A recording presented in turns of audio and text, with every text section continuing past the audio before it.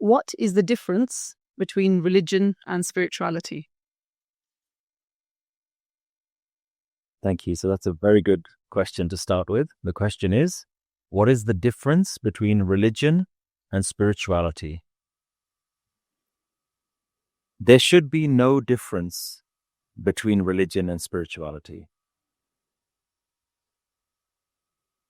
Religion should be spiritual, and spirituality should be religious. But this isn't what we see in the world.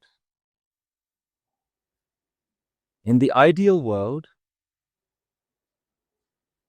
one should lead to the other. Religion should always lead to a more spiritual life. So let's look a little bit more by what we mean by these things. I like to think that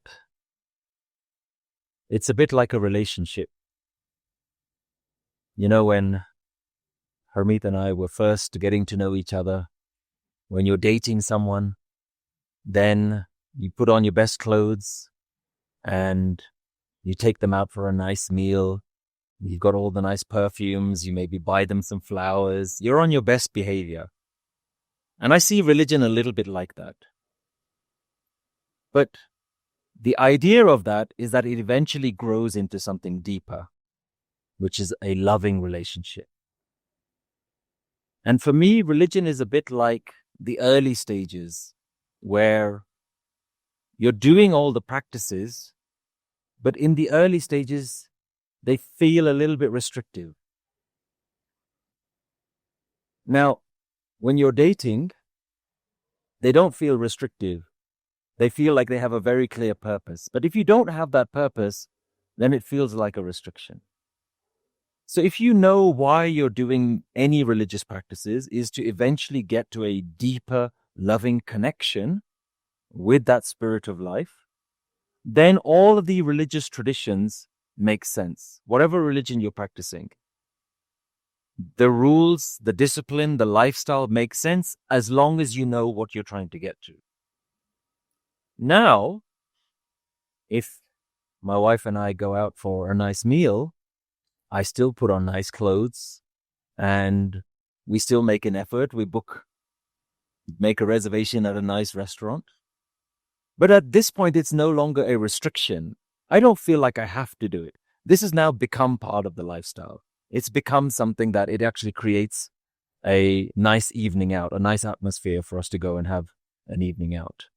In fact, it's quite nice to get away from the home and do something that feels a little bit formal. Otherwise, you sit on the dining table and you put the TV on and you have a pizza in the oven or something. You're still eating a meal, but it's sometimes nice to do a bit more.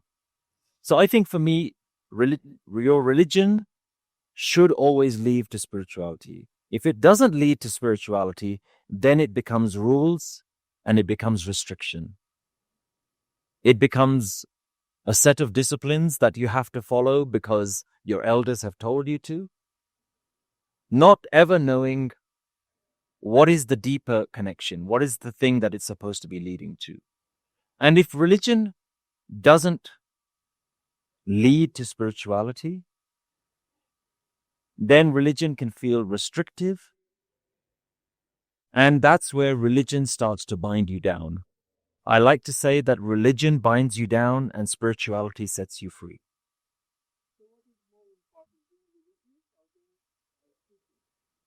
So what is more important? It's a great question, follow-up question. Is it more important to be religious or is it more important to be spiritual? Well, if one leads to the other, then you need step one in order to get to step two. If religion never leads to spirituality, then it becomes rules. It becomes something that you're restricted by. Religion must always lead to spirituality. It must always lead to a deeper connection. Your end goal always has to be spirituality. But in the early stages, especially when you're trying to teach religion, rules, and discipline to children, you have to show them what the prayers are, what the routines are, what the protocol is. But you have to ask yourself, why am I doing it? Am I still stuck in the religious side of it because my elders told me to do it? Am I still doing it out of a sense of fear? Am I doing it just out of a sense of community to fit in with all the other people who are following the religion? Or am I able to take it to the next level? If it does lead to a deep, loving spiritual connection, then even if you're doing the religious rules, they don't feel restrictive. They don't feel like rules. They feel like an act of love. So spirituality is the ultimate goal. Being free from your ego, being free from your community and your attachments and your ideas of right and wrong, you have to be free from all of those things. So it's a very important understanding that you have to go from level 1 to level 2. And to me, spirituality is always the highest level, where you don't feel tied down to these things, but you know the real reason why you're doing them. And you do them out of love, not out of restriction. If I would just add to that and say that with our children, with our boys, we are very aware that they need a foundation. So even though, like yesterday, we were saying that they think in English, we think in English, and it's important for them to understand what they're reading. But as they're growing, it's important to have a foundation. So they go to a Sikh school, they do Prakash, they do Kirtan, they're doing Santhya. In the morning when they're doing the Dasar, they've got Japji Sahib, they're learning it, they're learning to the Baniya. Our older son, Ajay, he just said a couple of weeks ago, maybe next Vaisakhi, I'm thinking of taking Amrit. So he's working towards that. So although we know that we need to provide them the English so that they can really feel and understand what the message is, the foundation that you build, especially in younger years, that stays with you forever. So it's really important to build that with the kids. Yeah, these religious practices are not to be taken lightly. They are very important. They teach you what the various different practices are in order to get to that higher spiritual connection. Remember, these didn't just come out of nowhere. There's a reason why all the religions have a certain routine, have a certain prayers that you do, certain things that you restrict yourselves from acts, from restricting yourself from doing certain acts. And what tends to happen is that at a young age, we teach this to our children, but we ourselves never grow out of it.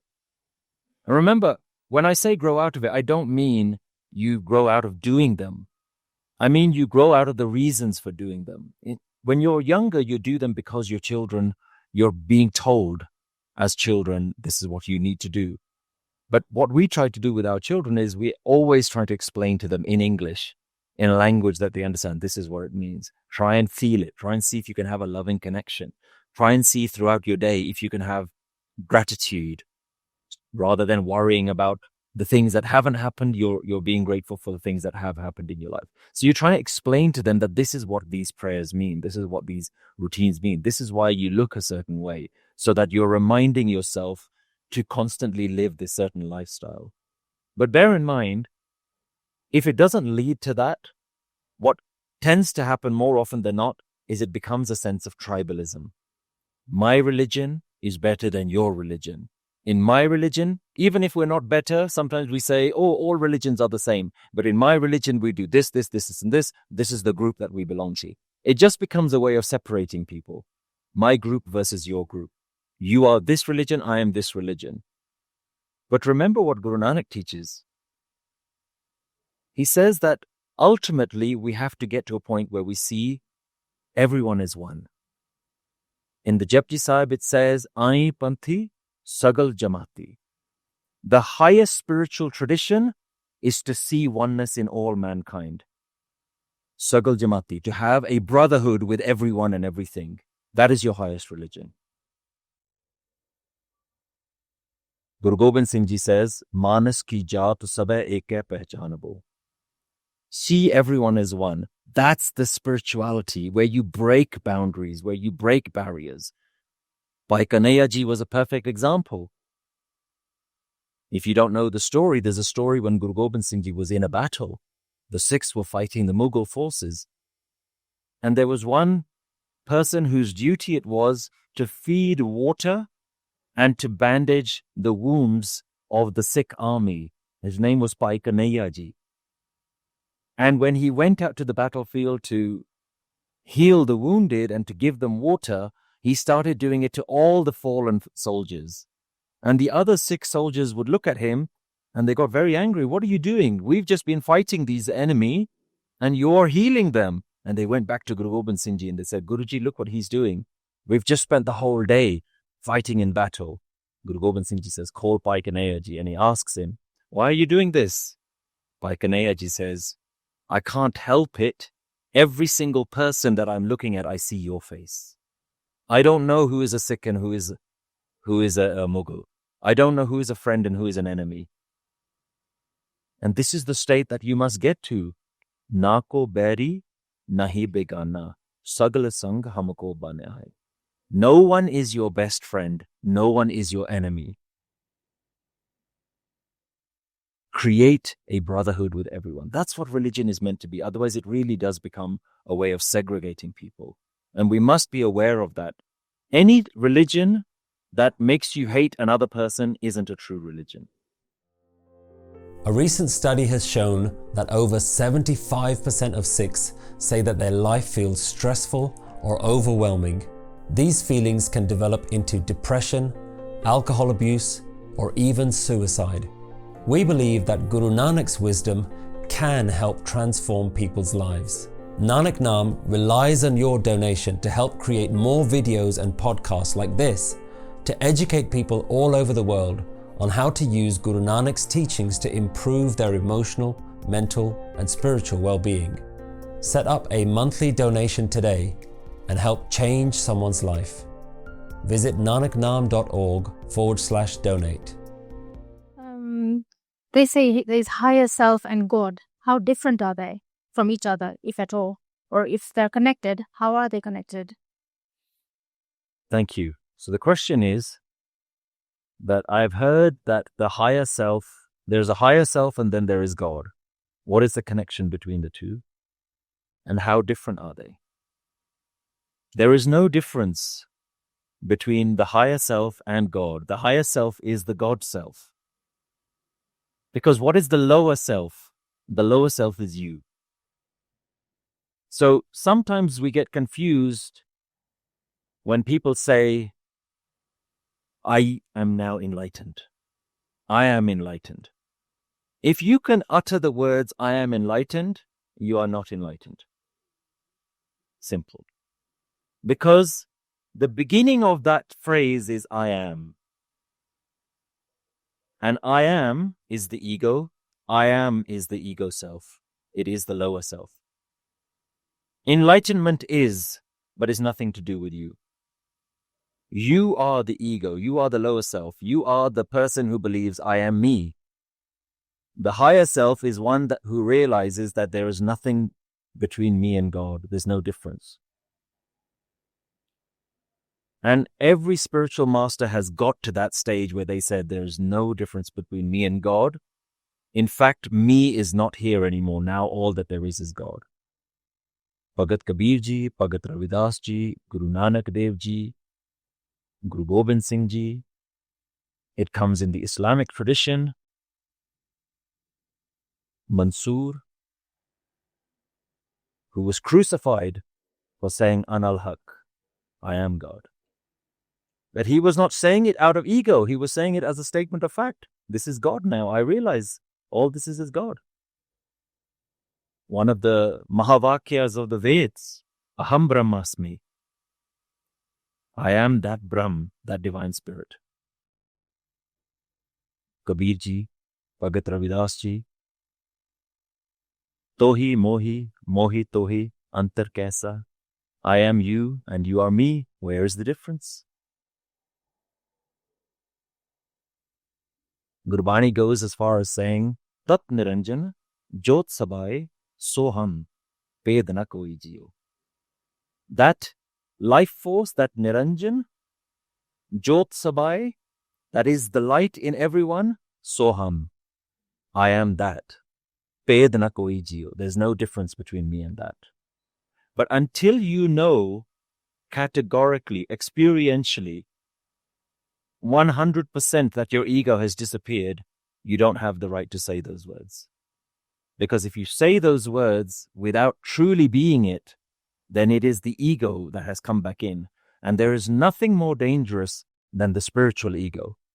Look how spiritual I am. Look how much Path Puja I do. Look how many prayers I do. I'm better than you. Look at how many different holy places I've been to. That's called the spiritual ego. And that ego is the hardest one to drop because you can't even see it. You're convinced of your own greatness. But real spirituality is saying, I am nothing. I am the dirt of the ground. I am lower than a worm. Because you recognize that as soon as you give your ego a little bit of a boost, it's so difficult to then overcome. So the spiritual masters have said, I am low. Nanak Neech. There's a beautiful verse in the Japji Sahib, where he's counting all the different people who are negative in the world.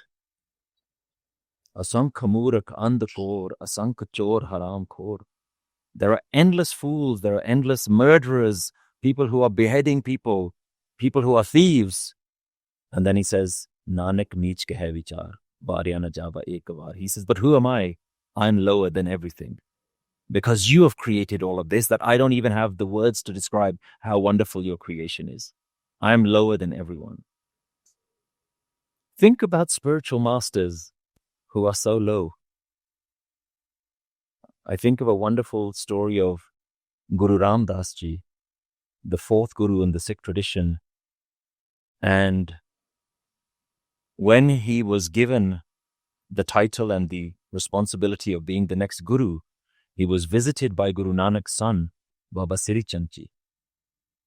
And when Guru Ramdas Ji saw Baba Sri Chand Ji, the son of Guru Nanak, Guru Ramdas Ji bowed down to him and he took his beard and he wiped his feet. Baba Sri Chand Ji said, why do you keep such long hair? He said, it's so that I can wipe the feet of holy people like you. And Baba Sri Chand Ji said, it is this humility that has stolen the Gurgaddi from me. I was the son of Guru Nanak. I was meant to be the next Guru. But because you are so humble, that is the reason why the Guruship has gone to you and not to me. That level of humility, I am nothing, I am nobody, I am nothing, that is constantly grinding down the lower self so that you never get to the point where you say, I am the higher self. And the spiritual masters who said I am the higher self, they said it's not even the words coming out of my mouth. They're not me. It's just God talking now. I am not in control of God saying these things, but I know it's not my ego. So once you delete yourself, spirituality, religion is just simply doing one thing, self-deleting. It's the big delete button, constantly every day deleting yourself.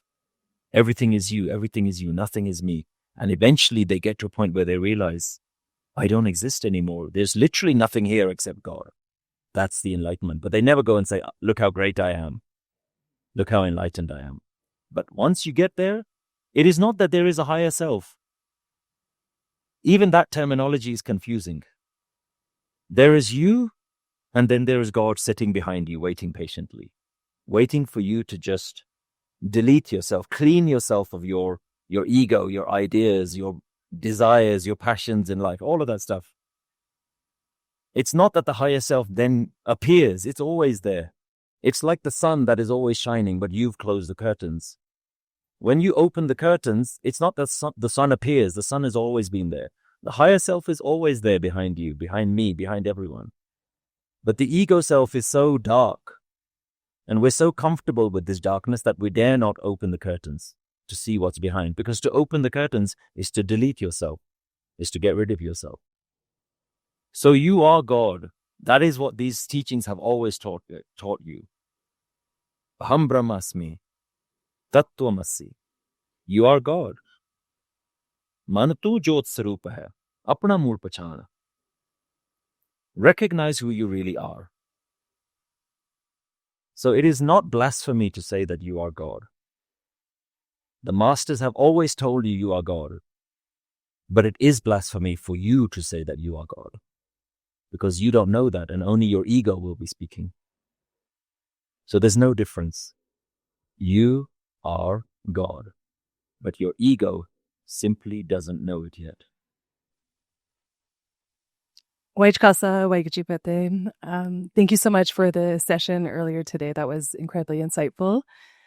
The meditation was so powerful. I was hoping to get a little bit more clarification on the how, in terms of what would you recommend as like the first few steps on the how of, knowing ourselves.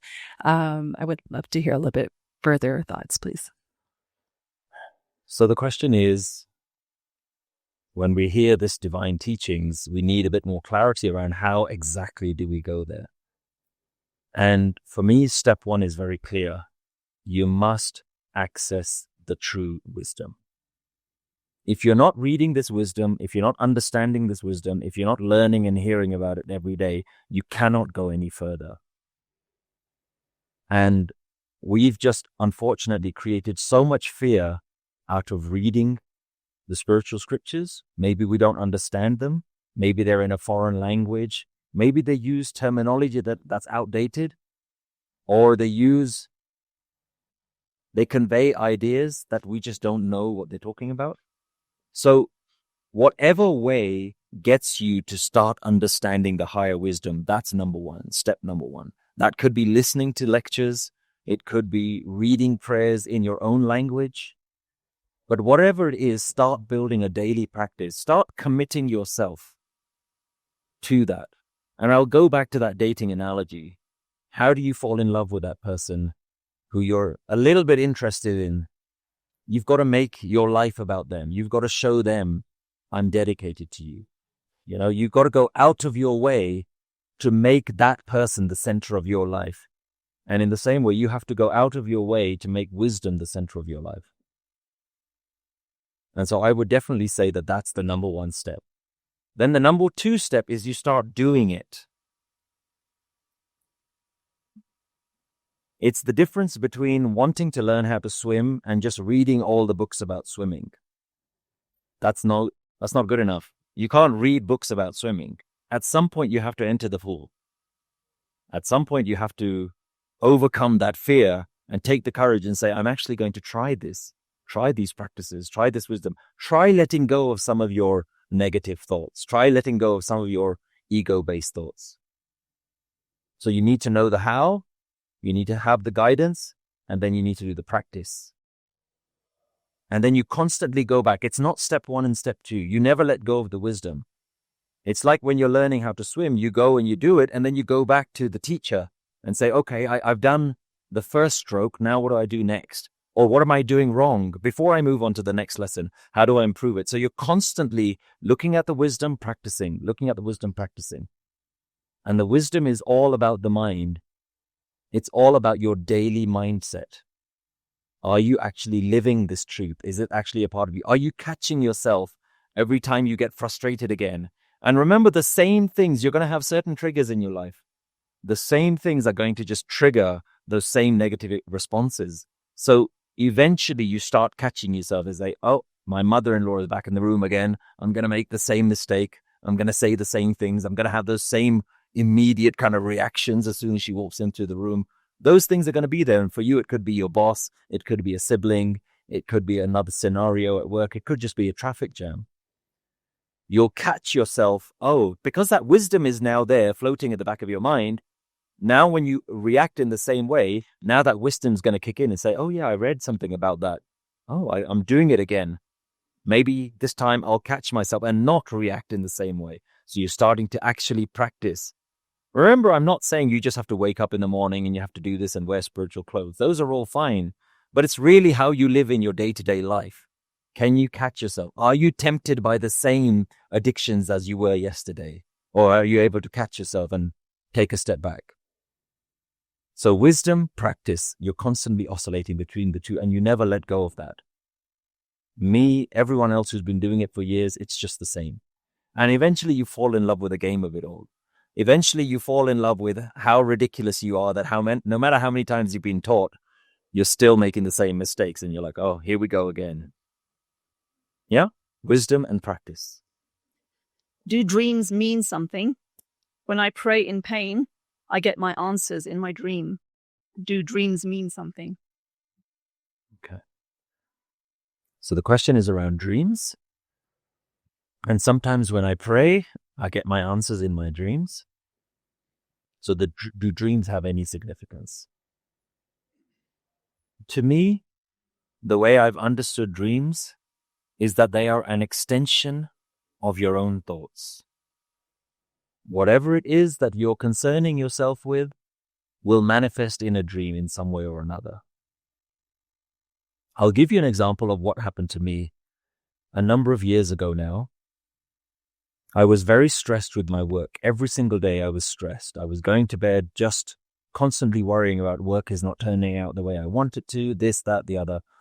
I would go to bed stressed and I would wake up constantly just thinking about work. What's the next thing that I need to do? I'm sure some of you would have had those experiences. During that time, I started getting nightmares. And in the dreams, I was getting visions, dreams of accidents, my children getting killed in accidents. All sorts of horrific things were happening. I would wake up in the middle of the night. Or in the morning, my dream just before I woke up would be something that would shock me to wake me up. And I was thinking, this has never happened before. You know, I don't watch any sort of real horror movies or anything like that, so it's not something that I'm watching. What's going on? And I didn't make the connection between the two. And then I realized what was going on. Because my day was full of stress, my body was releasing a certain amount of stress chemicals, and I was working with a certain amount of stress chemicals. And my body said, oh, in order to have a day, you need a certain amount of stress chemicals. So just before you wake up, I'm going to release some stress chemicals for you in a dangerous dream, in a horrific dream, so that when you wake up with all the chemicals that you need. And I thought, wow, that's what my body is doing? That because I'm living a stressful lifestyle, my dreams were replicating the kinds of thoughts I was having. But bear in mind, I wasn't thinking about the same thing. I wasn't dreaming about my work. My dreams were just saying something else. Now, had I been a little bit more superstitious, I would have said, oh, this is a bad omen. Something's going to happen to my kids. Nothing happened to my kids. Luckily, they're still okay. And this was a good few years ago. But I realized that there's no hidden mystical visions happening. It's simply my brain responding to how I'm thinking throughout the day. And they might not be the same things.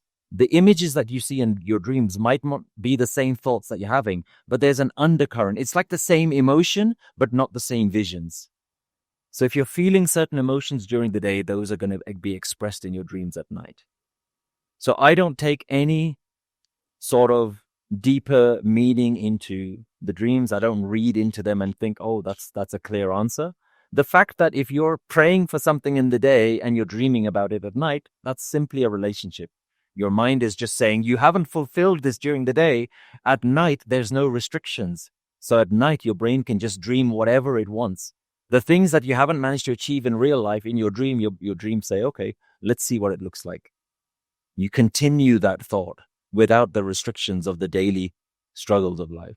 That's how I've interpreted them. There may be more to it, and I never give my answer saying that this is the definitive answer. This is how I've understood it. And I've spent a little bit of time looking into it and trying to understand my own mind. And that's how I've begun to understand it. Dreams are simply an extension of your daily thoughts. With the advent of social media, peer pressure, liberal views by adults, it seems that both today's Sikh youth and adults seem to be drifting away from religious practices and institutions. What do you foresee happening to Sikhism if this trend continues? Because peer pressure, social media, and people being more liberal, they're not going anywhere. It seems to be something almost as a lifestyle now. That's a very good question. Thank you so much. And I've never had it phrased in that particular way, that the world is becoming more liberal, and that's due to the pressures of social media. And because of that, the world is moving away from religious practices within the Sikh world. How do I see the Sikh world progressing? It's certainly not something that I've thought a lot about specifically within the Sikh world, but you're right, I certainly do see a larger uptake of liberal views. And by the way, just to define some of these terms, you have sort of more conservative views and then you have liberal views. Conservative views tend to be a little bit more restrictive, a bit more segmented, our community versus their community. These are the right things, these are the wrong things. Life should be like this. A bit more traditional and how ways and ideas used to be. And liberal views are all about modern ideas and everything's okay and everything goes and there's no rules and there's no boundaries and everyone can do whatever they want. You're absolutely right. I think the world is going in that direction. But from what I've seen, everything goes in cycles. I think liberalism will become so extreme that eventually, as a reaction to that, human society swings back the other way. A certain number of people are saying this has gone too far. We may even be at that point now, where certain parts of society are saying this is too much. Yeah? Whatever those liberal ideas are. And then it increases naturally the conservative views, because more and more people are saying, I don't want anything to do with that. But that has a knock-on effect on spirituality and religion as well. You're absolutely right. Because religion is seen as the old ideas. And liberal ideas are about breaking away from the old ideas, saying we don't need these old religions, we don't need these old traditions. And just as society and human thought evolves over time, religions evolve over time as well. And if they don't, they'll stagnate. Religions must evolve. And we have to ask these difficult questions, is which part of the religions can we drop? Is it okay to drop certain things and move on? Now, the conservative, the more religious, the traditionalists will say, no, you can't drop anything. This is divinely given to us. This is given to us by our elders, by our seniors. So we can't drop these things. So then you're always going to have a faction of people who want to keep hold of tradition. And then you're going to have people rebelling against that, saying, I don't agree with these traditions. They don't make sense to me. So I do think that we're getting to that stage now where the younger generations are just breaking away from religious rules. They just don't get it. For me, and certainly within the Sikh worldview, you have something that still works in both religious and conservative worldviews, and that is the actual spiritual underlying truth. And that's what Guru Granth Sahib Ji contains. Guru Granth Sahib Ji doesn't actually contain a lot of rules. And you have to ask yourself the question, why? Why did they not put the rules in there? The rules were sort of things that have evolved over time. Some of the later gurus created some more practices and traditions. And then even after the Guru's times, more and more rules seem to have come up. But the Gurus never put the rules in there. And the way I interpret that is that spiritual wisdom is timeless and religious rules are time-bound, that they have a certain time and place. So I'll give you a perfect example.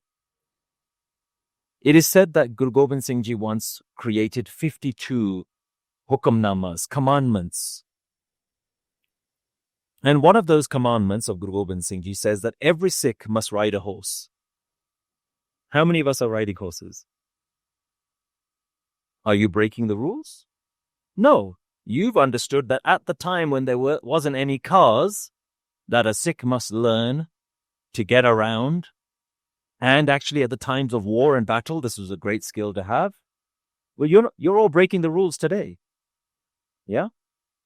So we have to understand that certain rules are time-bound. They made sense at a certain time, but we're very comfortable letting go of some of those rules. But some of the other rules, we're just not sure. Maybe we should keep them, maybe we shouldn't.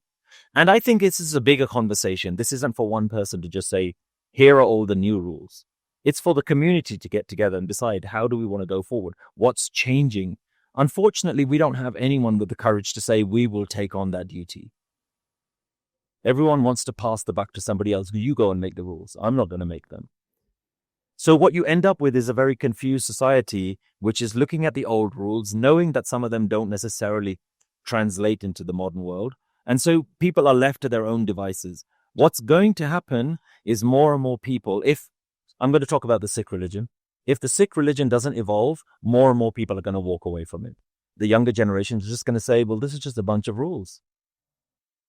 Now, for me, the Sikh religion isn't about rules. It's about this amazing wisdom that is true for all of humanity. It's true for you, me, no matter whether you're black, white, brown, doesn't make a difference. Whether you're gay or you're straight, whether you're man or you're woman, it makes no difference because it's a timeless, universal wisdom for all human beings. But if we can concentrate on the rules and saying you are a Sikh because if you do all these rules, you're a Sikh, and if you don't do all these rules, you're not part of the group, that's what people are going to walk away from. But if we redirect the focus to say, look, there are these traditions and rules, but actually the main chunk of it is this wisdom. You're actually a Sikh because you believe in this spiritual way of life. You practice this, you live this, you have this compassion within you. You have this sense of connection with everyone else, a sense of oneness with everyone else. And that's something you're actively pursuing. That makes you a Sikh. Those are the rules and the lifestyles that you should be focusing on. And if we can just divert people's attentions towards that and say, this is the wisdom, this is what you need to do. And in order to do that, there's certain guidelines, certain best practices in order to do this, do that, right? So it's the difference between showing someone how to play the guitar and then giving them a certain set of rules that says, every day I want you to practice for 15 minutes. Anyone who's learned music, that teacher will always tell them, practice every day. Even if it's for 15 minutes a day, practice every day.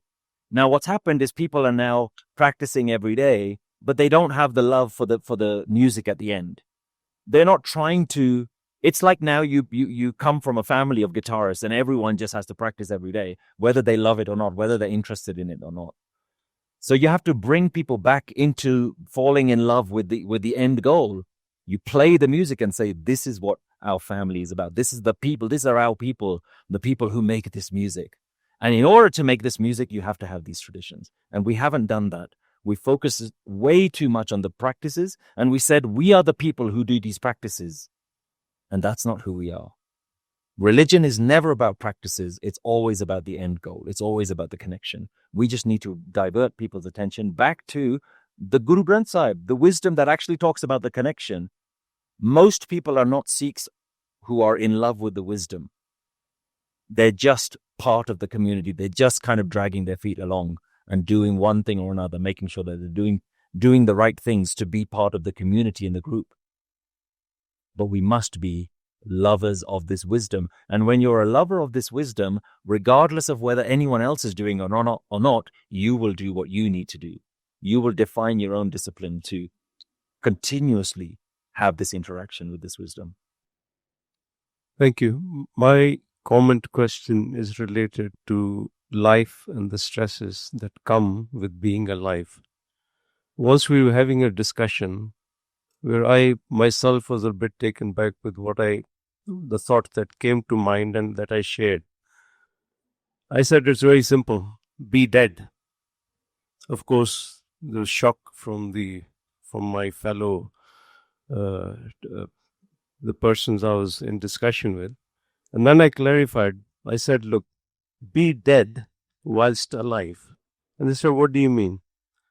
I said, simple. Just think about, we've all seen the heart rate monitors as we visit hospitals. These heart rate monitors go up, down, and sadly, when we see the flat line, the person who's connected to that heart monitor is no more. So I said, be the dead line. And then what came to mind is every high in life is when we have a small win in life. We get elated. We jump for the clouds. I did this. I won this. I achieved this.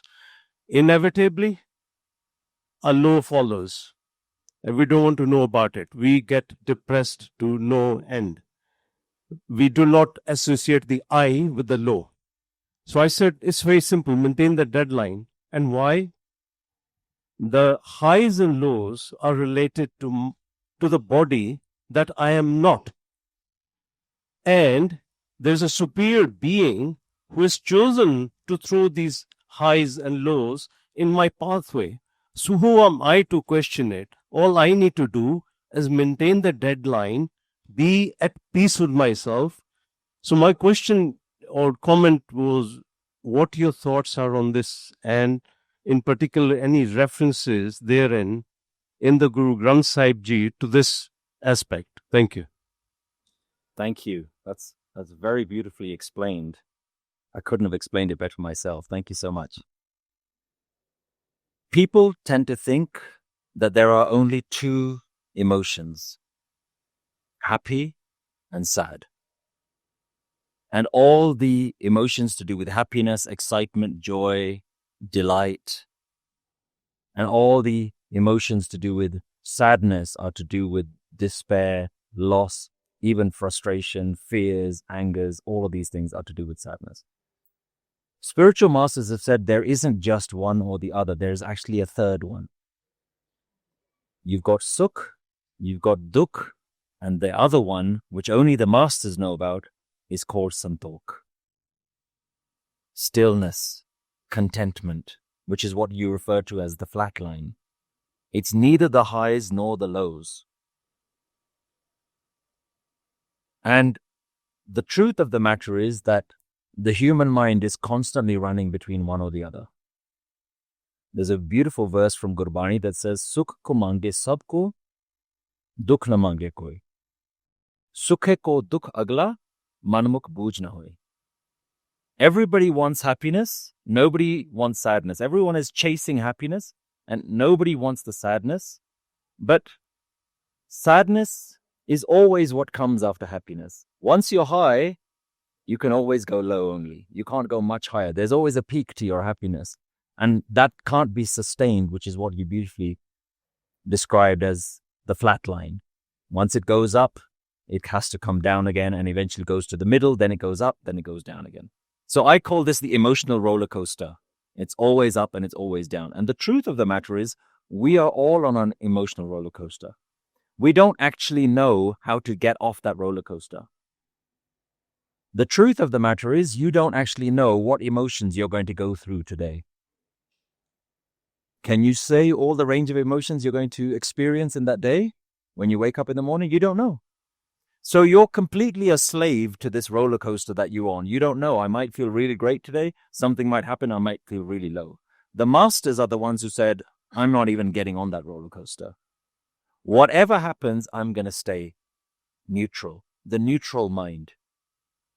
Let good things happen. Let bad things happen. My mind is not to be attached to any of those outcomes. I'm to stay neutral. And the way that they stay neutral is they have a loving connection with the divine.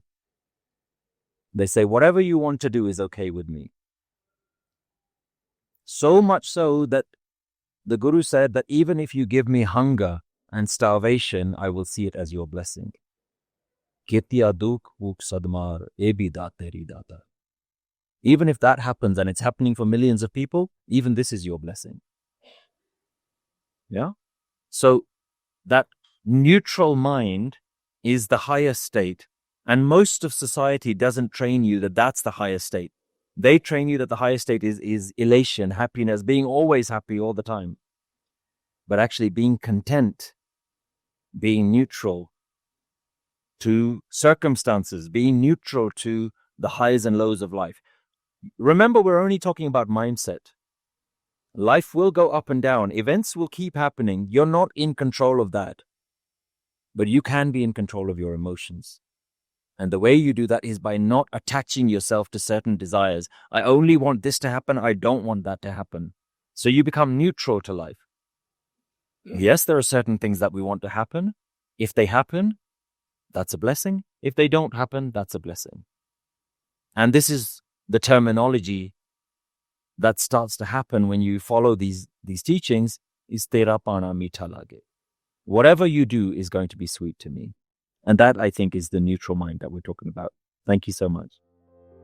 Have you found that spiritual teachings are great to learn, but not always easy to apply to your own life?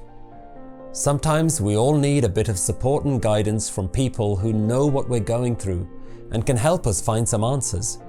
The Nanak Naam Facebook group helps you do just that. It's an online community where you can ask any questions about life and get answers from other members of the group. Search for Nanak Naam Community Support and join our free Facebook group today. In this fast changing environment in the world, I have a grandson who's 4 years old. He's got long hair. He sees his father wear the star. He sees his grandfather wearing the star. and eventually he will wear the star. And I'm worried how he's going to handle himself in school as far as bullying is concerned. Do you have any tips that I could suggest to the parents and to him particularly? Thank you. That's a very good question and a very important one, especially for young boys within this tradition. Sikhi seems to impact young boys more than it does young girls because they're wearing the patka, the jura, the turban on their head. I can give you my experience of how I grew up and also my experience of raising two boys. And of course, I'd ask Harmeet to also give her experience as well. Growing up, I grew up in a school where I was the only boy who wore a patka. And yes, there was bullying. And yes, there was name calling. And yes, there were the odd kids who would grab them. I grew up in a school where even where there were other Sikh children, as I grew up into high school, when a beard started coming on my face, my closest friends would refer to me as a gorilla, as a monkey. Can you imagine for a 12, 13, 14-year-old boy, your friends calling you a gorilla or a monkey? And they thought it was very funny. And it used to hurt, obviously. Not once throughout my entire childhood and young adolescence did I ever have the mindset that I don't want this, I want to get rid of this. Even though I went through all the same things that anyone else would go through, even though I was the only child who in my lower school was wearing a patka. How did that happen? Because my parents were very vigilant to retain me in a community where I knew who I was. When I went to school, yes, I was surrounded by other school children, but who I was outside of school, connected to the Sangat, connected to other children, connected to family members. All of us, like you said, the young boy will see his dad, he will see his granddad, maybe he will see his uncles. And I grew up knowing this is who we are. This is the people that we are. I went to a Gurdwara where everybody had a jura and a patka. So I didn't want to cut my hair as a young boy, and I never had that feeling because I was so secure in who I was, and my parents had actively created that community for us. Growing up, I've realized that the number one thing, if you're worried about young boys specifically, keeping their kesh, keeping their jura, the number one thing is going to be their peers. And the example that we've had to live in our own life is our youngest son. Both of our boys, when they were in junior school, had the opportunity to sit these grammar school exams. And my eldest boy sat the grammar school exams. He didn't pass, but it was fine. We were very fortunate that we have a Khalsa school in our vicinity, and we sent our eldest boy to the Khalsa school. When the second son also sat the grammar school exams, he actually passed. And I knew, and I told him and I warned him in advance, whether you pass or whether you don't pass, you're going to go to this Khalsa school. The Khalsa school is not a grammar school, but it's a very good school, but it's not a grammar school. Why did we do that? And he was disappointed, and I think now he even still is disappointed. He's been there for a year or two. Because at the back of his mind, he said, I passed the test. I should be in one of the higher schools.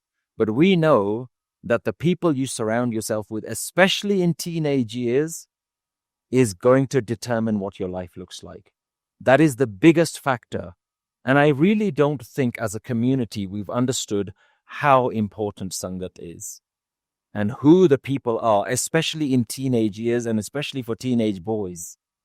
When you become a teenage boy, you reach a certain age, around 14, where you stop listening to your parents. What your parents say is no longer the most important factor in your life.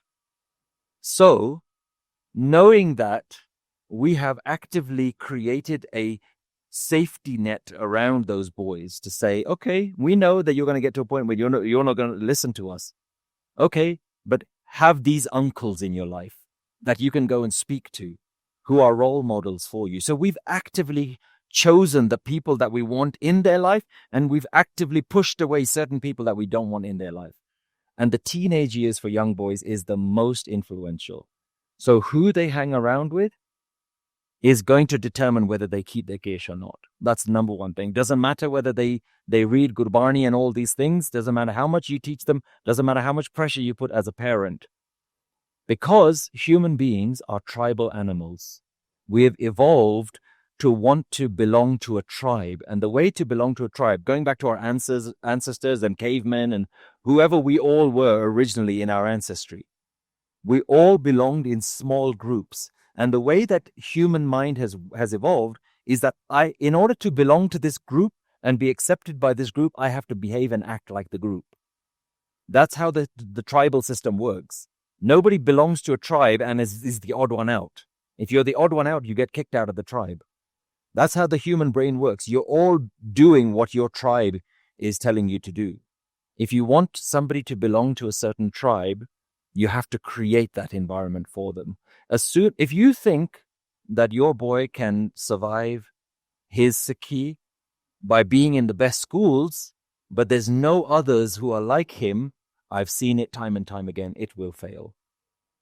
You're very lucky if that boy comes out and still has a sense of who he is within his community. And I'm very aware that I'm using terminology that now seems very divisive and very religious, and our religion and their religion and all these things. But this is why I say you have to know what these religions and these practices do for the higher purpose. I'm very aware of that. I'm teaching my boys that, remember the higher purpose. But I'm also not dismissing everything. I'm not just telling my boys, oh, it's all about spirituality. Do what you want. It's all about, we're all one anyway. You don't need to practice any rules. No.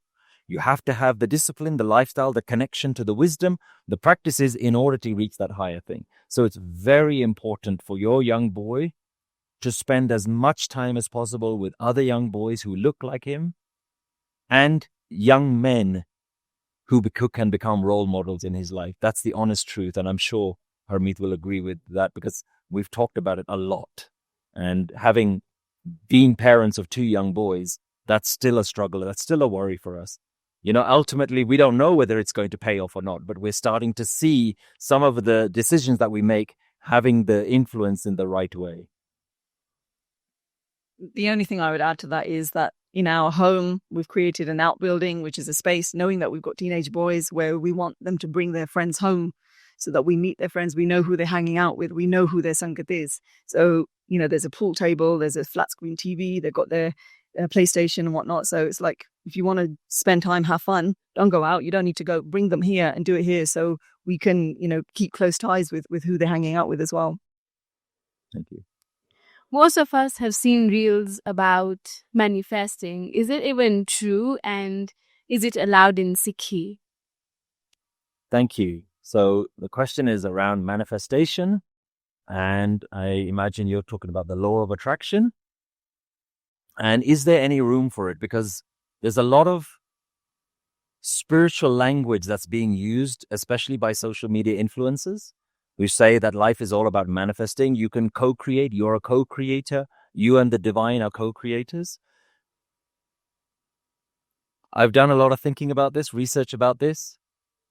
And to be honest, there is nothing in spirituality that is about manifesting and law of attraction.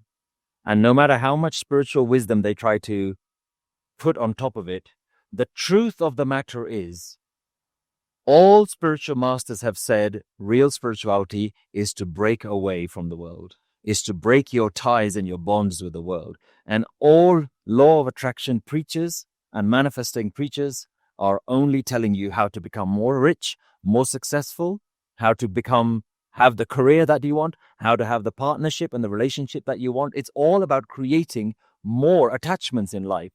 What is it that they want you to attach yourself to? What is it that they want you to attract? What is it that they want you to manifest? If you think about it, it's always materialism. And spiritual masters have said you have to break away from this because ultimately none of these things are going to go with you. Even if you get what you want, there's no guarantee that it's going to stay with you. So the masters have taught you that you're trying to gain stuff in order to be happy. The master is saying, I can show you how to be happy regardless of the stuff that you gain. That's real spirituality. there is no spirituality that is to do with manifestation. Now, you might say, but I've tried it and I really wanted to get this one thing and eventually I got it. That's not law of attraction, that's law of obsession. If you obsess over anything over time, you will get it because that's what you're spending all of your time in. But the people will try and tell you, the influencers will try and tell you that, oh, it's because if you think a certain way, the universe has changed its entire direction to give you what you want. So you have manifested it. And what greater statement of ego can there be that I am a co-creator with God? Me and God, God and me are equal creators. God creates some stuff, but I can also create stuff. You yourself are elevating yourself to a status of a God. So the people who talk about law of attraction have no concept of deep spirituality. All they know is the law of obsession and the law of materialism. Now, if that's what you want, go for it. But the spiritual masters have said that is a surefire route to depression and suffering, because all the things that you manifest are one day going to leave you. And then let's see what your mindset is like. My questions are two questions: wisdom and meditation. I question on it, is Sikhi, in Sikhi there is no such thing. Even Nanak never meditate or any other sadhana. Our is to sing with the musical instrument, musical sentiment, which Nanak did with his companion Mardana ji. Our Gurvani is written under Mahalla and Rags. To sing into sense of the Gurvani has to be grasped through reading and remember with repeated recitation. And to mold our life to be lived in accordance with every fellow being and with equal status. That's one question. Shall I put another one or shall I wait for the answer to that? Let's do the first one first. Yeah? I'll do the first one first. Okay. So the question is that in Sikhi, there's no such thing as meditation. And the only meditation is to sing kirtan and constant recitation of a mantra, a name of the divine, or singing of kirtan. Before I researched Gurbani deeply, I also had the same view. The more I've understood Gurbani, I've realized that it predominantly encourages what we would call Bhakti Marg, which is lovingly singing praise towards the divine. But in ancient Indian spirituality, there is more than one path, and there is another one called Gyan Marg, which is to know the self. And in Gyan Marg, they don't sing kirtan, they don't have a mantra that they recite, they don't have a mantra that they do japa. And when you know what Gyan Marg is, and you read certain Shabads in Gurbani, you realize that there are certain Shabads in Gurbani that are Gyan Marg and not Bhakti Marg. I'll give you an example, and I'll also help you how to know these Shabads. If you ever come across a Shabad where there is no reference to Naam, you can start to look at what is the technique. If there's no reference to singing God's praises, if there's no reference to divine chanting, those Shabads are Gyan Marg and they're not Bhakti Marg. A perfect example of this is there's a Shabad, Bande khoj dil har roj, na phir pareshani mahe. That's Kabir Ji's Shabad. And it says, O person, every day go within yourself and know yourself. Search within yourself. And when you search within yourself, you will get rid of all of your worries. So that particular Shabad, if you go through it, says that within you, there is a divine river that is flowing. And you must go and dive into that river of the self. That is Gyan Marg. So within Guru Granth Sahib Ji, there is meditation. Otherwise, how do you do Bande khoj dil har roj. Simply going to the Gurdwara and doing Kirtan is not that deep in a khoj. This is a verse from Guru Granth Sahib. This is Bani as well. This is the Guru Shabad as well. So what the Guru advocates is predominantly a Bhakti Marg where you sing, and there is a different way as well. Now, the reason that's important for people to understand is because there is more than one way that could work for you. You have to look at your lifestyle. Gurbani is focused on the end goal. How you get there is not that important. Most people, especially those who've been brainwashed into religiosity, that we are the Sikhs are better than the Hindus, we're better than the Muslims, and look at all of these shabads where the Guru is talking down to all the other religions. No, they're not talking down to them. They're highlighting hypocrisy within those religions. Because if the Guru was against other religions and other traditions, he would say, all Muslims should become Sikhs. All Hindus should become Sikhs. You should all abandon your ways. They don't do that. They highlight some of the wrong thinkings in people. So, for example, the Guru would go to the Hindu mandirs and they would look at people worshipping an idol. And they say, why are you worshipping that idol? Don't you know that God is within you? What can this idol do for you? Stop worshipping this idol. Start worshipping the divine, which is already in you. Don't externalize God. Internalize God. So Gurbani, I disagree with you, is not just about Bhakti Marg, and I disagree with you that Gurbani does not have meditation. There is meditation, but it is something that is less prominent than Bhakti and Kirtan. Bhakti and Kirtan is by far what Guru Nanak Dev Ji recommends as the easiest way for you. Remember, some of the other traditions like meditation, they were developed by monks. And you need many years to sit in absolute solitude. You need to get away from the world in order to go into this deep meditation. That's what some other people did. And there have been people who've become enlightened in those particular ways. And the Guru does not criticize anyone who is genuinely enlightened. The Guru criticizes people who use certain ways unknowingly, in their wrong way. But for the common person who's got a job, who's got a house, who's got responsibilities, who's got children, who's got day-to-day life, they said, you can't go and do the monk practices. I have to give you a practice that works in your day-to-day life. And they said, as you're walking about, uthat baitat sovat nam. As you're sitting, as you're walking, as you're talking, keep reciting God's name. That is the easiest way. And get together in Sangat. And when you get together in Sangat, sing divine praises. So that's the Kirtan Marg that you're talking about.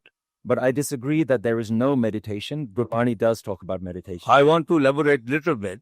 Sochna hove, je soche lakhwar. A answer menta hai to jo mil janda. Duja thoda you spoke too much on wisdom. Even wisdom, kib se tyara hoye, keb kure tatte paar. Hukum mein yahi chalna. Isn't that wisdom? Hukum razai chalana? Nanak likha. That is wisdom. We want an answer from you. Elaboration from hukum. What is the hukum? We have to look into it. I will ask the committee to invite me back next time, and I have a lot of thoughts on hukum.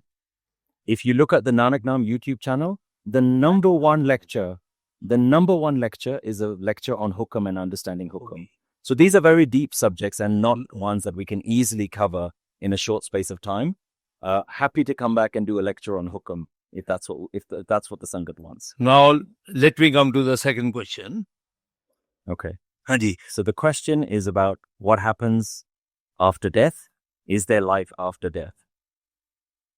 And what does Gurbani say specifically about reference to 84 lakh, 8.4 million lives? One of the things that I've tried to do in all of my lectures and talks is I talk about what I know and I stay away from the subjects that I don't know. The truth of the matter is I have no idea what's going to happen to me after I die. It is not my experience. I haven't experienced dying and reincarnation. I don't know.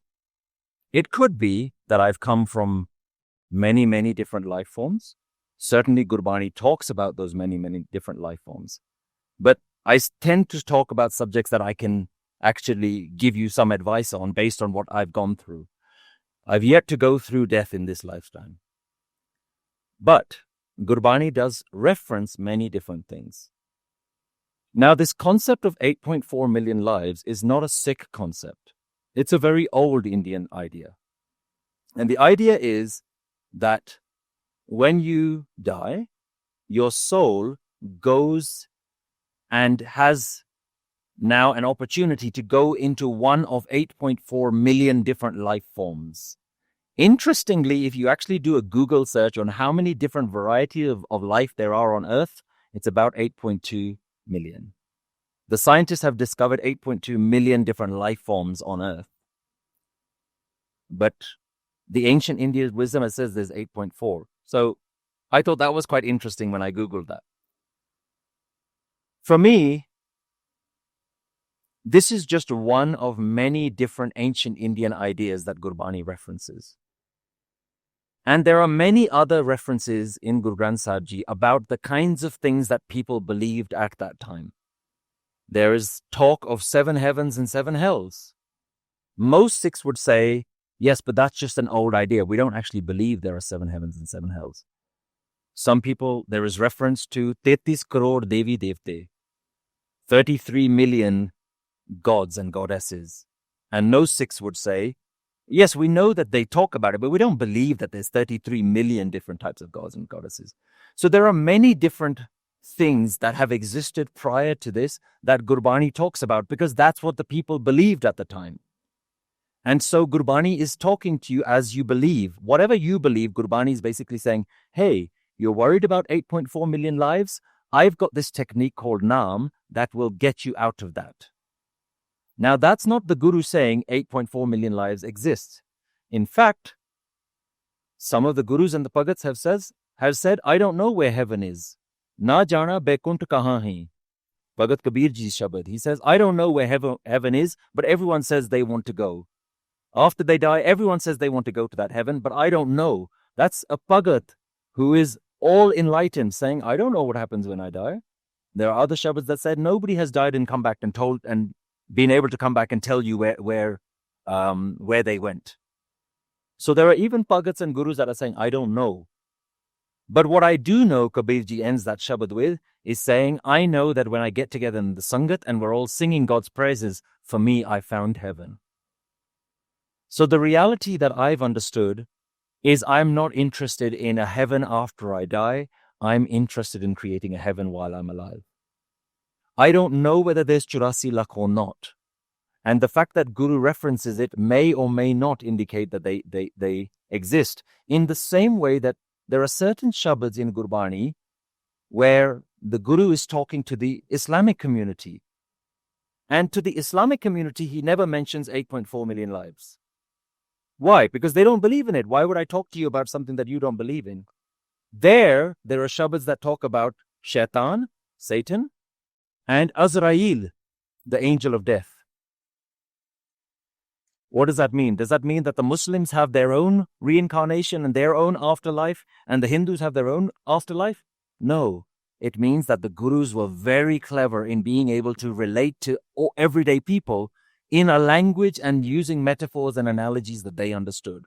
So to the Muslims, the Guru talks about the heavens. It talks about the Azrael, the angel of death. But to the Hindus, the Guru talks about Dharamraj, talks about 8.4 million lives. That doesn't mean that he agrees that both these things exist. The truth of the matter is, I don't know, and I'm quite comfortable not knowing. I don't need to know what happens because for me, my life isn't about what's going to happen when I die. For me, the truth is, if I don't find God now, I'm certainly not going to find God when I die. That moves on very nicely to the next question,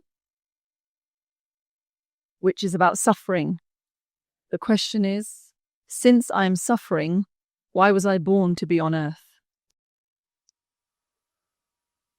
So the question is, since I'm suffering, why was I born to be on earth? Is earth a curse? The reason that you're suffering no matter what it is that you're going through, is because you've built a habit of looking at what you don't have in life rather than what you do have. You've built a habit of looking and focusing on things that have gone wrong with your life rather than all the things that have gone right. That's the habit that you've made. Everyone is going through difficulties, but not everyone has to suffer. Remember, suffering is an emotion, not an event. Let me make that point clear again. Suffering is an emotion, not an event. Events happen. Suffering is optional. Events are always going to happen. That is the system of life. Yeah? Life has created a way that sometimes there are ups and sometimes there are downs. Sometimes you achieve things in life and sometimes things get taken away from you. You have seen the purpose of life as achieving. And you have not understood that the purpose of life is receiving and giving away. That is the game of life. You're always going to receive some things and you're always going to have things taken away from you. You're always going to have wonderful people in your life and you're always going to have some negative people in your life. You're always going to have things that go according to how you want and things that go completely against how you thought it was going to turn out. All of those are events. Suffering is when you focus on the events, not the emotion. You do not have to suffer. And the reason we know this is because we are children and students of masters who went through immense pain and struggle in their events, but in their mind, they did not suffer. There is a wonderful shabad by Bhai Gurdas Ji that talks about the mindset of the fifth Guru, Guru Arjan Dev Ji, when he was being tortured. And he said, when the Guru was being tortured, and for those who are not aware, Guru Arjan Dev Ji was captured by the king, the emperor at the time, and he was punished. And he was made to suffer the crimes of a criminal, just like Jesus on the cross. Guru Arjan Dev Ji was tortured, and one of the methods of torture was that they put a burning hot plate, what you cook your food on, with fire underneath, and they made him sit on that. And the Shabad says that when the night of torture was happening, the Guru was floating. He was immersed. He was immersed in divine praise like a bumblebee intoxicated by a flower's nectar. Like a fish is swimming in the ocean, he was swimming in divine praise. The Guru was not emotionally suffering. So we are students of the teacher who practically showed us that said, no matter what you're going through in life, you don't have to emotionally suffer. There's a beautiful shabad that we heard the other day by Bhagat Kabir Ji. And he was another Bhagat who says that at a time a king had ordered for him to be tied up by chains and be thrown into the river Ganges, into the Ganga. And as he fell into the river Ganga, he said, my mind never deviated from God. I was never worried. My chains were broken and I survived. Now you can see that as a miracle story, but really what he's talking about is mindset. He said, at no point did I feel emotional distress, even though I was tied up in chains, picked up and thrown to drown in a river. He said, at no point did my mind deviate. This is what this path is. The path of being elevated no matter what is happening. And a simple definition of spirituality is to be peaceful no matter what happens in life. If you can achieve that, you've achieved the highest state. So you were not put on this earth to suffer. You were not born to be punished. You were born with the same difficulties that everyone else goes through, but you were also born with access to this wisdom. And once you have access to this wisdom, even suffering becomes a medicine. Dukh daru. the opening lines of the Reras, which is the evening prayers that Sikhs read. Dukh daru, pain became my medicine. Because every time I experienced pain, I learned, oh, that's another thing that I'm attached to. That's another scenario of life that I wanted life to go this way. And every time I experienced pain, my guru reminded me, this is not where life is going to be at. This is not where your happiness is going to come from. So pain became a reminder for me. Pain became a daily medicine. I now look forward to all the difficulties in life because every time difficulty comes, the wisdom kicks in. And the wisdom kicks in and says, this is just something else for you to learn, that you became attached, that you thought life was going to go this way. Life is not here to ask your permission. Life doesn't care what you want, what your desires are, what you're praying for. Life is going to do what life is going to do. No matter how many ardasas you do, no matter how many prayers you do, life has its own idea of what it's going to do. Your only ardas should be, can I accept no matter what happens?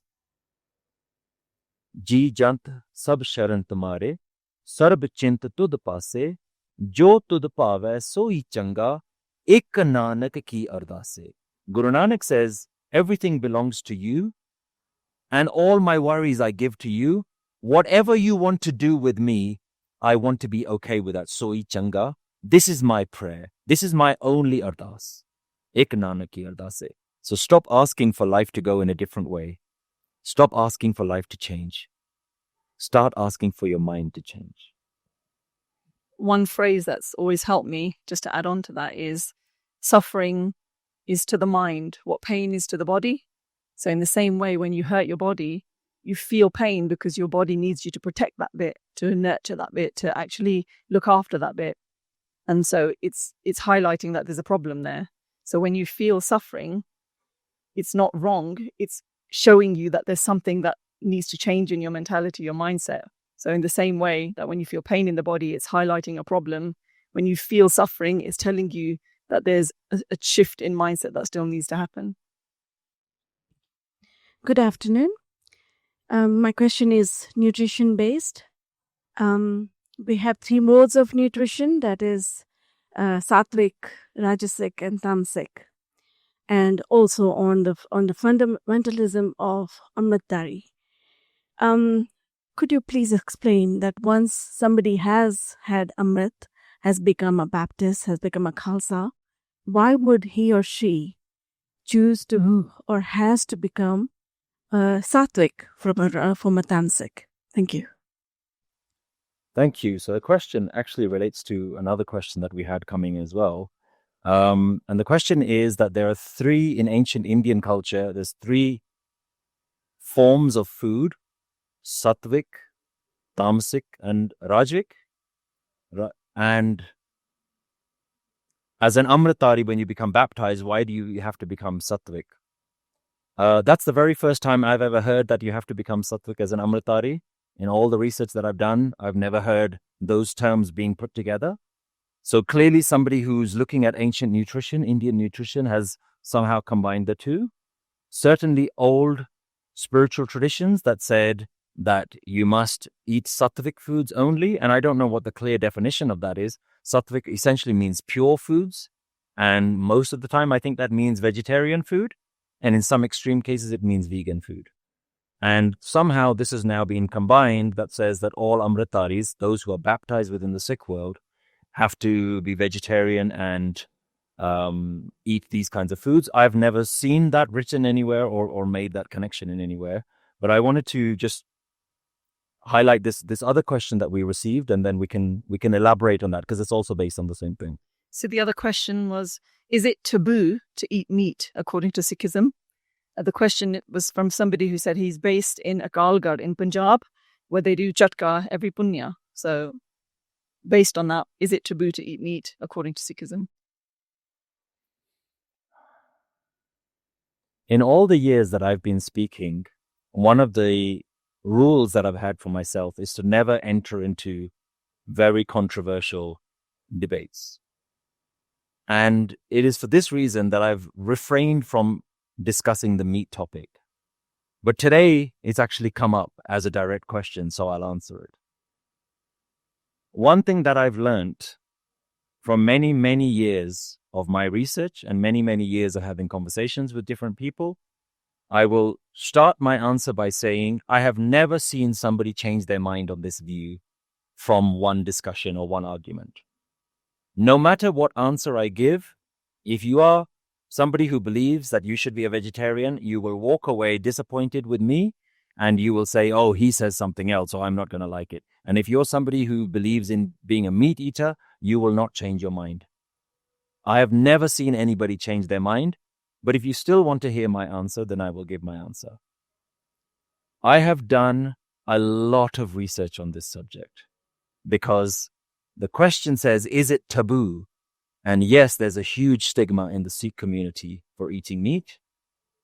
And I will say very simply, this decision has been made time and time again. I don't know why it's still a topic of conversation.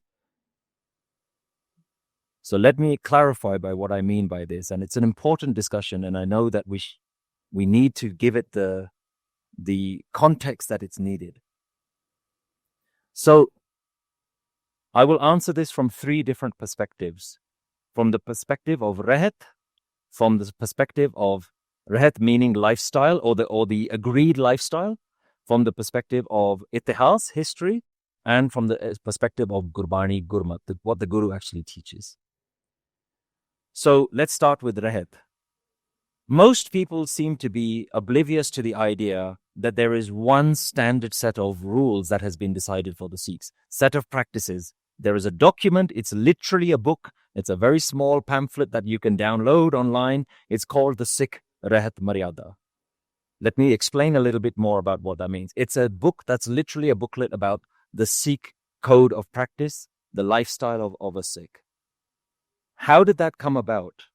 In the 1930s, almost 100 years ago, there was a lot of the same sort of questions that have been around. What are the Sikhs allowed to do? Should we do this? Should we do that? What should be our practices in the Gurdwaras? What can we do? What we can't do?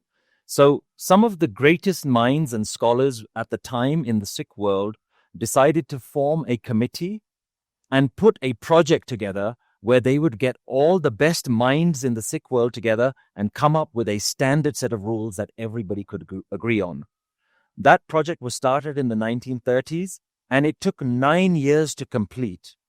And at the beginning of this document, called the Sikh Rehat Maryada, which is what they produced after these 9 years, it actually gives you the names of the scholars and the institutions that they belong to that came together to perform this major task of agreeing from a historical perspective, from a wisdom perspective, what the rules should be. And in that, it very clearly states that a Sikh is allowed to eat meat. This is why I say this decision has been made. Over 100 years ago, this decision was made, but still there are people who are just not satisfied with the answer because they think they know more than the greatest scholars that have come together to decide this thing. So from a Rehat perspective, the rules are very clear that a Sikh is allowed to eat meat. It doesn't mean that everybody should eat meat. You're perfectly fine to be a vegetarian or a vegan if you want to be, but you're not allowed to look down upon somebody who chooses to live a lifestyle where they eat meat or eggs or anything else. Now, the only restriction there is that it should not be slaughtered in a cruel way. So halal meat has very specifically been outlawed or banned and said that you're not to eat meat that kills an animal by slowly slaughtering it. If you're going to eat the animal, kill it quickly. Be humane about it. Yeah? So that would include kosher meat and halal meat where they slit the throat and they just allow the animal to slowly die. And the followers of that tradition have their own scientific explanation for it. What they say is when you slash a particular area of the throat, it kills a certain it gets a certain vein, and the blood that pours out, the animal feels no pain. And there's some scientific research about that. I don't know. It could be true, might not be true. But for a Sikh, if you're going to have the meat from an animal, the advice is you're going to kill it in a humane way, the quickest, most painless way, which is why the old ancient Sikh tradition of killing an animal was called chatka, one blow, a single kill. And normally it was done with a sword for a goat, and it was just done from the back of the head, and it's not even half a second before the head is totally decapitated and the animal's dead. So that is the sick way. There's even a sick way of killing an animal. If you're going to do it, there's a sick way of doing it. So the people who believe that you're not supposed to eat meat, some of the justifications that they come up with was, oh, that was fine in those days. In those days, if you need to survive, you can kill an animal, but really, you know you're meant to be vegetarian, right? That's the justification that they give. But the greatest scholars who came together said, no, that's not the answer. So that's the answer from a Raat perspective. From an itihasic perspective, from a historical perspective, Guru Gobind Singh Ji, we have stories of him where he ordered animals to be slaughtered to feed the army. Specifically, go and look at the story of where Guru Gobind Singh Ji meets Banda Singh Bahadur. The starting of that story is Guru Gobind Singh Ji is traveling and he's on his fields and he sees a whole bunch of goats, and Guru Gobind Singh Ji, being the king that he is, he orders the Sikhs, he says, you can slaughter these goats. They weren't even his. He said, you can slaughter these goats. I'll deal with the consequences. And the goats were slaughtered and they were fed to the Sikhs. So from a historical perspective, that's what happens. The story goes on that the goats belonged to Banda Singh Bahadur. Banda Singh Bahadur became very angry, and then there was an altercation between him and Guru Gobind Singh Ji, and eventually Guru Gobind Singh Ji was seen as a spiritual master and Banda Singh Bahadur became his follower. So from a historical perspective, there is history of the Gurus eating meat. There's a history of Guru Nanak Dev Ji eating meat. Shock horror. There is a Gurdwara called Kurukshetra in the area of Kurukshetra, where Guru Nanak Dev Ji went for the celebration of the Kumbh Mela. And during the celebration of the Kumbh Mela, a holy time, lots of sadhus get together. Guru Nanak Dev Ji was hunting with a prince. They shot a deer and they started cooking it, and all the sadhus got together and they started complaining, this is a holy time, why are you killing an animal? That site where Guru Nanak Dev Ji cooked the deer, there's a Gurdwara there today, and outside the Gurdwara there's a plaque that tells you the whole history. Historically, the Gurus ate meat. I'm sorry to disappoint you for those who think that the Gurus never touched meat. Now, the final thing is from a Gurbani perspective. From a Gurbani perspective, the one thing that you're told not to do is to argue whether or not you can eat meat. It says very clearly, Mas kar murakh chagade gyan tyan nahi jana. You're a fool if you think just by eating certain things that you're going to be spiritually higher or lower. The Gurus knew that spirituality is all about your mindset, how high your mindset is. It says the fools are arguing between the real wisdom is not in their minds. They don't know Gyan. They don't know higher enlightened wisdom. They don't know meditation, Dhyan. They don't know because they're arguing, should you eat meat or should you not eat meat? Gyan Dhyan nahi jane. Kaun maas kaun saag kahave, kisme paap samane. Guru Nanak Dev Ji asks a very beautiful question. He says, can you tell me the definition of what is meat and what is plants? And which one has sin? So just to sum up, what does he mean by that line? How do plants grow? They grow from the soil. What is the soil? The soil that plants grow on is dead organic matter. Every animal and every plant that dies goes back into the earth, and that makes soil. So the vegetables that you think are pure are grown on the bodies of dead animals. That's why Guru Nanak Dev Ji asks you the question, which one is meat and which one is an animal? You're eating a cucumber or tomato and you think you're holier than all the people who are vegetarian? The very ground that it's grown on in is the dead carcasses of all the other animals. So, which one has paap? The Guru is very clear. You don't have sin in meat or vegetarianism. The only sin that you have is you believe you're separate from God. Once your life becomes about merging with God, then it doesn't really matter what you eat. I like to say that it's not what goes into your mouth that's important. It's what comes out of your mouth that's important.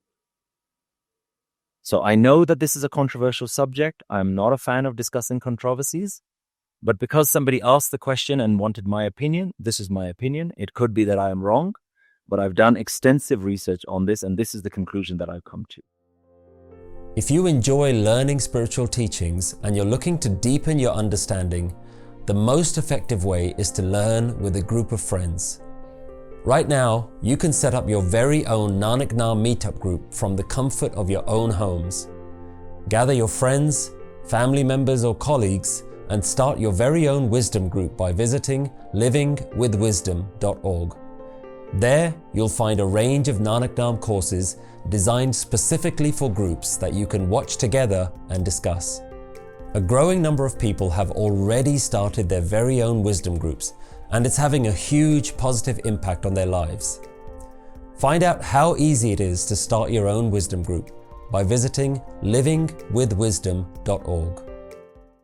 The final question, we've got one more, which is a summary of several questions that came in from the Sangat. So the final one is about karam. The question is, can you change your karam? Can you change your destiny?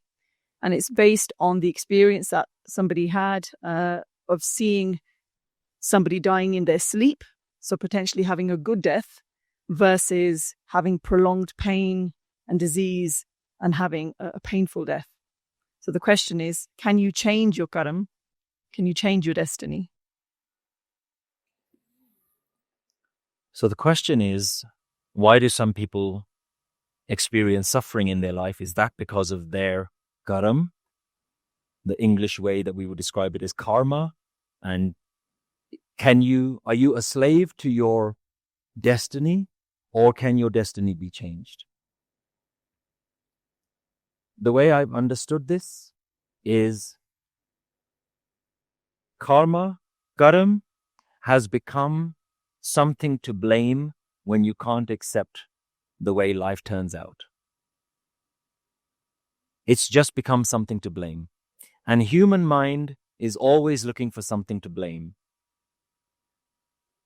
And rightly so sometimes. Sometimes if you have an upset stomach, you wake up in the morning and your stomach's really upset. First thing you think about is, what did I eat last night? So we try to find the cause of the effect that we're seeing right now. It must be something that I ate. So the human mind, whatever the event is going on, we always try and think, what was the cause of that? And sometimes things happen where we can't figure out what the cause is. And so what we've now invented is, because I can't find the cause within this lifetime, I'm now going to invent that it must have been something that happened in their previous life. Because I can't accept it. I can't find out a reason, and I don't like the scenario that's turning out this way. So it must be to do with something unexplainable. And so that's like your past lives. That's not how I understand when the wisdom talks about pichle karam. The way I understand pichle karam, interestingly, Gurbani uses the word karam in two very different ways. The word karam means your actions. And the way that it also uses the word karam is God's blessings. Your actions and God's blessings are the same word. There's a beautiful understanding that we have to get from that. Because we think, if it's my actions, it's my actions. And if it's God's blessings, it's God's blessing. But they're not the same thing. But Gurbani uses the same word for both. Your actions and God's blessings.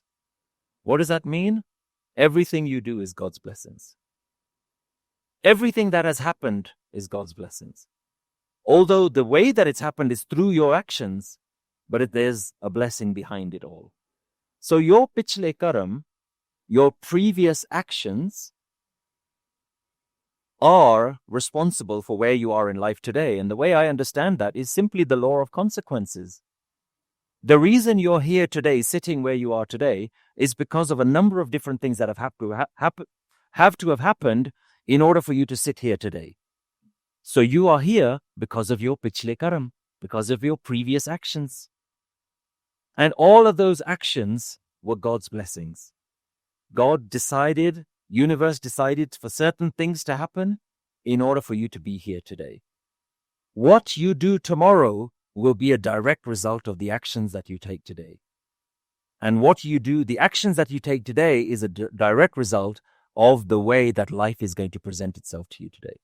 So pichle karam to me literally means that you are where you are today because of what else has happened earlier in this lifetime. I don't know about previous lives. I don't remember who I was. Maybe I was a frog or a toad or a cheetah or or a lizard. I don't know what I was.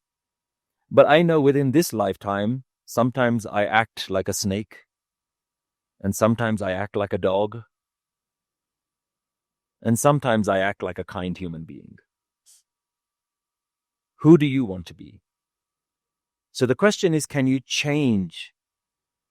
You cannot change the past. You can't necessarily even control all the circumstances in life. So have the strength to change what you can change, and have the wisdom to accept what you can't change. That's my only understanding of karma. I have no idea what happened in my past life, but I know the things that I do in this life will have a direct consequence in what happens tomorrow and the day after. And so that makes me responsible for my actions. And I pray that God gives me the wisdom to act out of higher wisdom, out of a higher truth, out of kindness, out of compassion.